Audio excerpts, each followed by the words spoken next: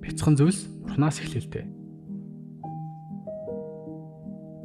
Бид бол зовлон зүдгүүр шаналлын оронд даянчлах бадарчид боловч хүндх зүйтэй тулгарх үед Бурханд итгэж амьдралын бүхэл мөчөд Бурханыг нэгдүгээр тавих шийдвэр гаргах нь бүх зүйлийг өөрчилдөг. Үүгээр бид Бразилийн хойд хэсэгт орших Манаус хотын Эденилсон Роуз 2-ын түүхийг ярьж болох юм. Хосууд амьдардаг газрынхаа дэлгүүрүүдэд хөлдөөсөн бараг жижиг хөрөг хүчтэй машинаар хүргэж өгдөг байсан ч 3 удаа дээрэмдүүлж бараг бүх хэд хөрөнгөө алдсан байна. Үүний үр дүн тэд багагүй хэмжээний өртөгтэй болж дараа нь юу хийхээ мэдэхгүй байлаа.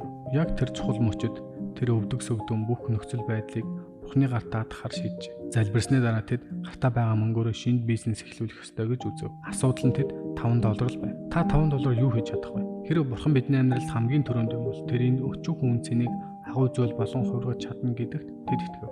Хосууд супермаркет орж 16 ширхэг бүхэл бүрийн талах чигнэхийн тулд орц найрлагыг нь худалдаж авах санааг олоод ихэд тогтолцоо. Далхаа хийснийхээ дараа тэд хэдхэн найз нөхөд хөршүүдтэй талах зархаар гарлаа. Тэд бүхэн далхаа асар хурдан зааж тэдний шинэ бизнест Бурхны хүчрэг мотор хэрхэн ажиллаж байгааг олж харан сэтгэл нь ихэд хөдөлжээ. Тэд 11 болон өргөлөө буцааж өгсөний дараа борлуулалтын цэвэр ашгаа нэмж орц найрлагаа худалдаж аваад илүү их талах хийхээр хөрөнгө оруулалт хийжээ.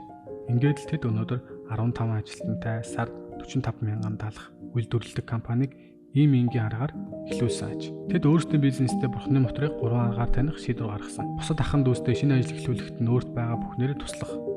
Хотын хүмүүст эрүүл амьдрах заавар зөвлөгөө хуваалцах. 11 үнэчээр буцааж өгч компани нийт ашигын 15%-ийг тогтмол хандив өргөл болгон өгдөг. Бурхан бүх зүйл ихэнд байсан нь энэ азаргалтай хосын амьдралын мөн чанар юм. Өнөөдөр тэд өөрсдөд нь хэрэгтэй бүх зүйл Бурхны хүчрэг мотороор өдөр бүр өөрсдөө нэмэгдэж байна гэж хэлж чадна шүү дээ.